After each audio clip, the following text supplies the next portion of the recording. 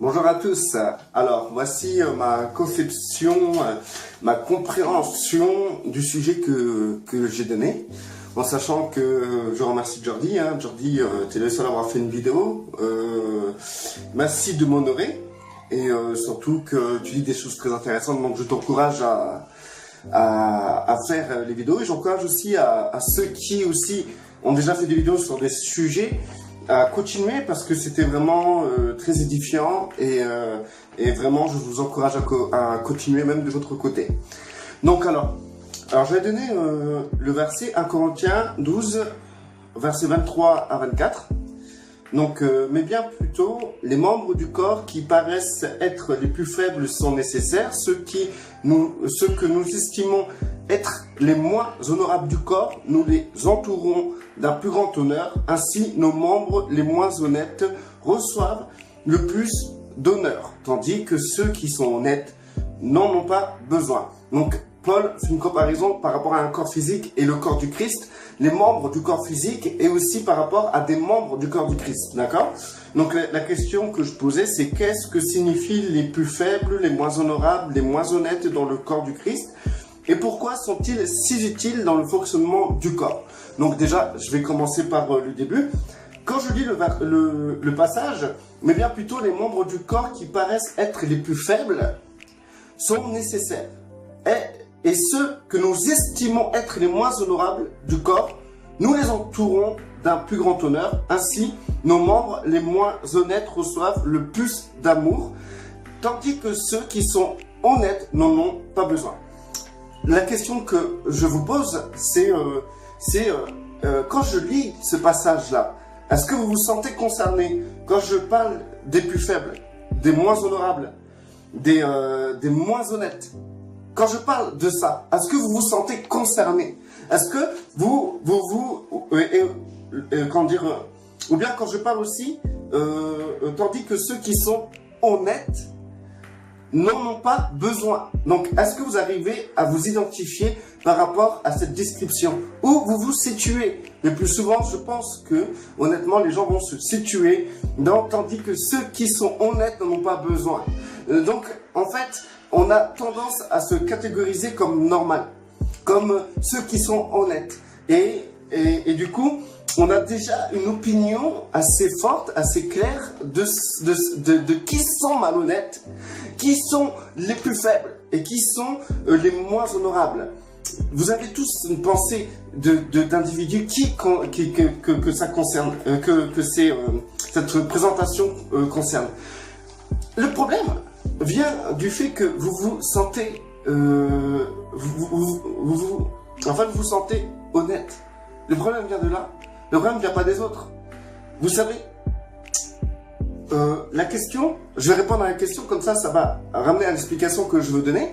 Qu'est-ce que signifient les plus faibles, les moins honorables, les moins honnêtes dans le corps du Christ? Donc, alors, chacun a une petite idée de ce que ça signifie. Pour moi, c'est ni plus ni moins les cassos, quoi. Les gens avec qui on n'a pas envie de traîner.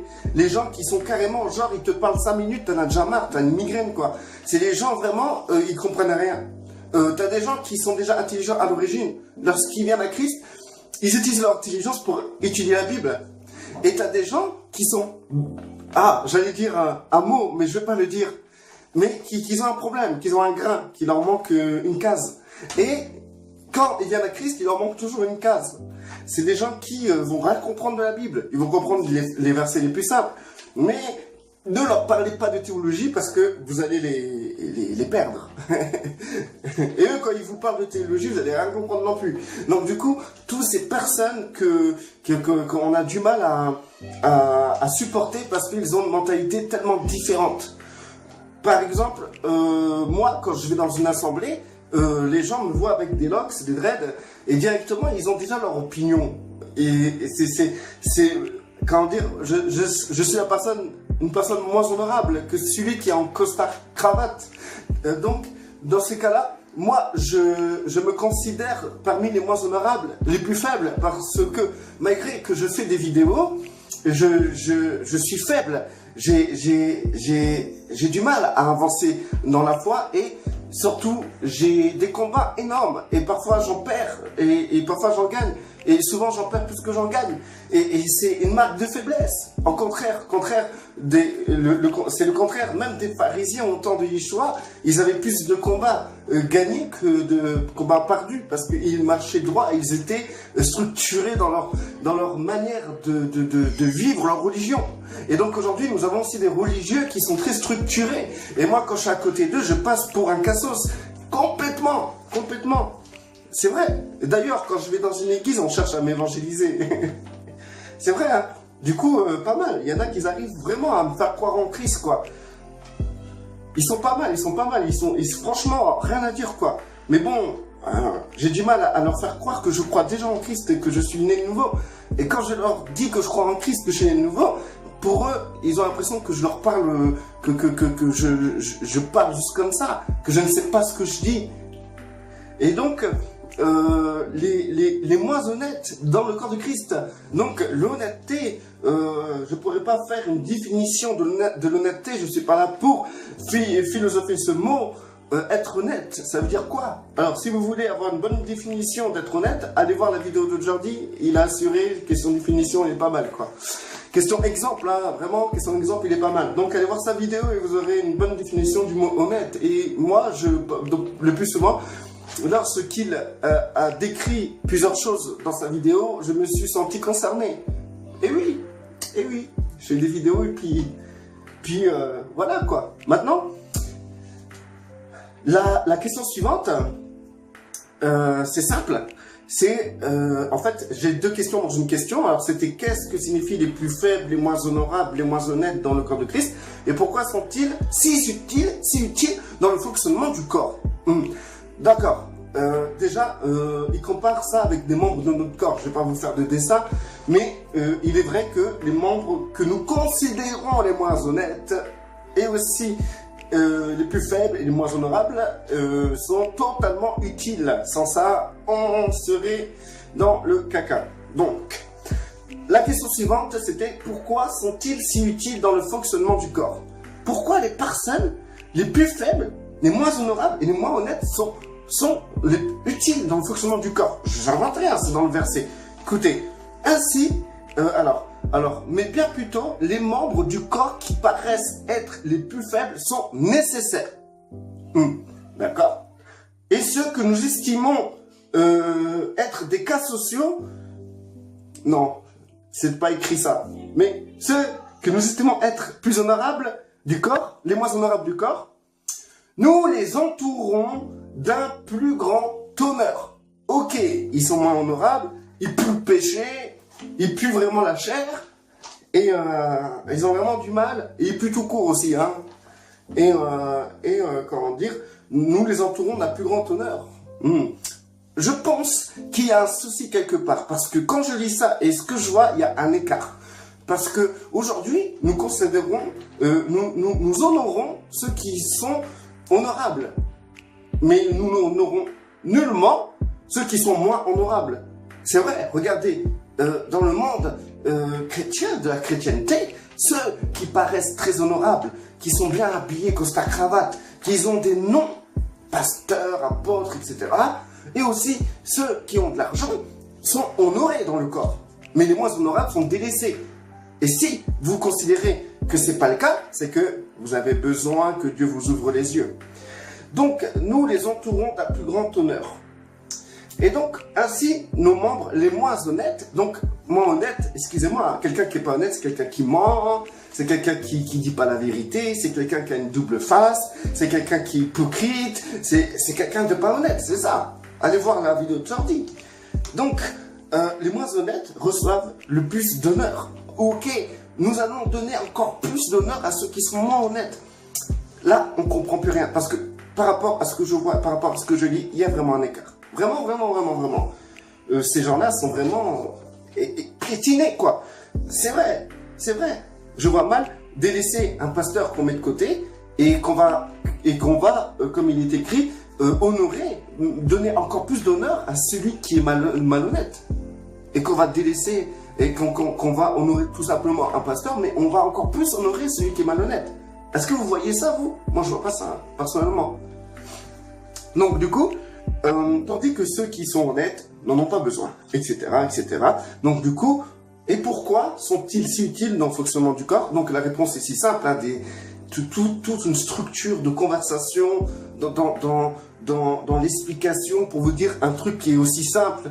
En fait, Dieu considère que ces gens sont importants, sont honorables, ils ont besoin d'un plus grand honneur, d'un plus grand amour, et aussi, comment dire, alors là, nous estimons, voilà, nous les entourons d'un plus grand amour, honneur, d'accord, reçoivent le plus d'amour, d'accord, etc. Bref, parce que ces gens-là, ces gens que vous avez du mal à vous identifier à eux, bah ces gens-là, c'est à travers eux que Dieu manifeste sa gloire. Voilà. C'est bon, je pourrais arrêter la vidéo là maintenant, mais ça me fait tellement plaisir de parler que je vais continuer à parler. Mais vous pouvez arrêter si vous voulez. Mais moi, je vais continuer à parler. D'accord? J'avais écrit encore 3 versets là, 3 petits versets à vous lire là.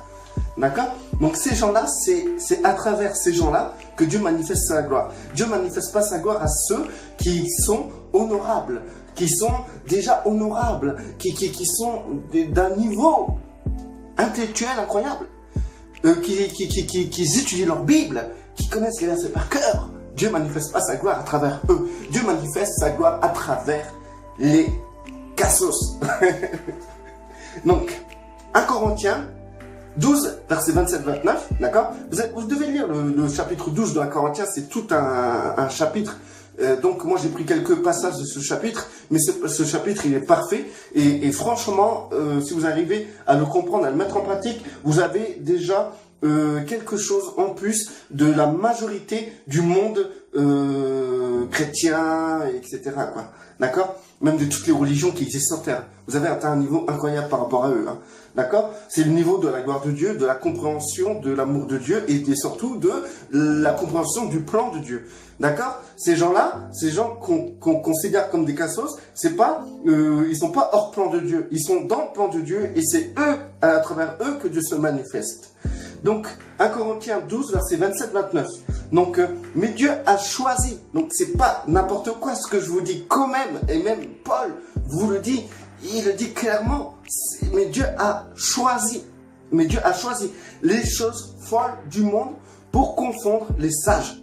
Dieu a choisi les choses folles du monde pour confondre les sages. Donc, il a choisi les fous. Dieu a choisi les choses faibles, encore une fois, ceux qui sont faibles, ceux qui n'arrivent pas à prendre les versets par cœur, qui sont obligés de les noter sur une feuille parce qu'ils n'arrivent pas à retenir, ils n'ont pas de mémoire, à cause de grandes défaillances intellectuelles. Donc, Dieu a choisi les choses faibles pour confondre les fortes. Alors, si toi tu te sens fort, si toi tu te sens sage, dis-toi que ces cassos, Dieu se manifeste à travers eux pour te confondre, man. Voilà. Donc, et Dieu a choisi les choses viles. Les choses viles, vous savez c'est quoi? C'est des choses, presque quand tu vois, tu fais une grimace, tu vois? Et ben c'est ça les choses viles.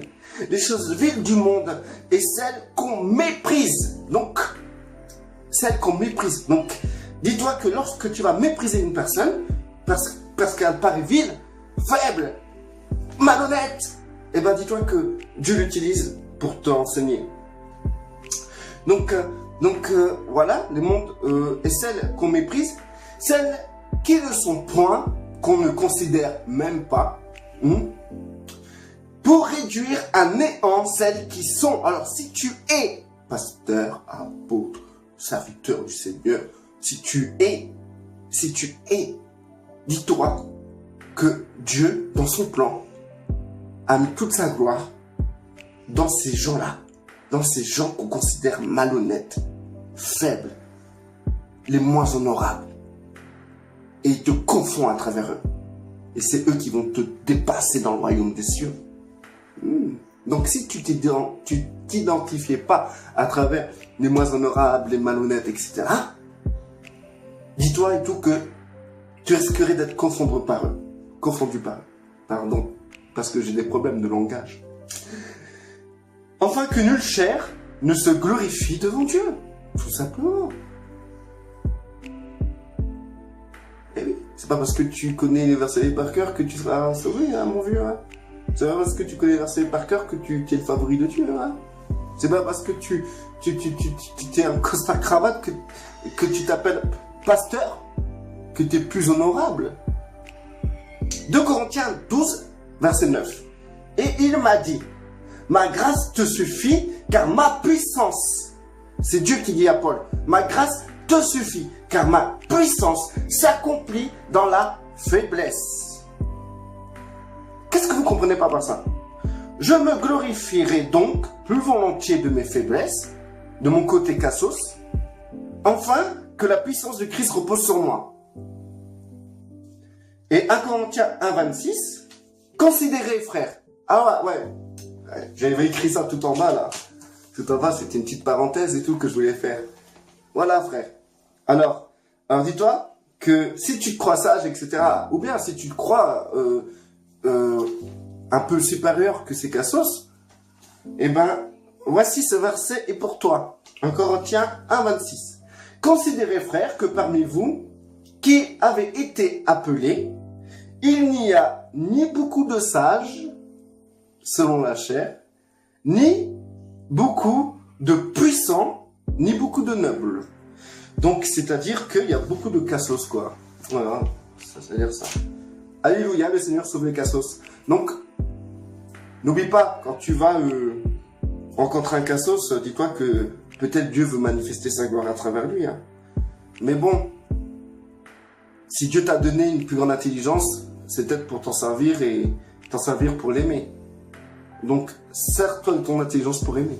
Reste béni.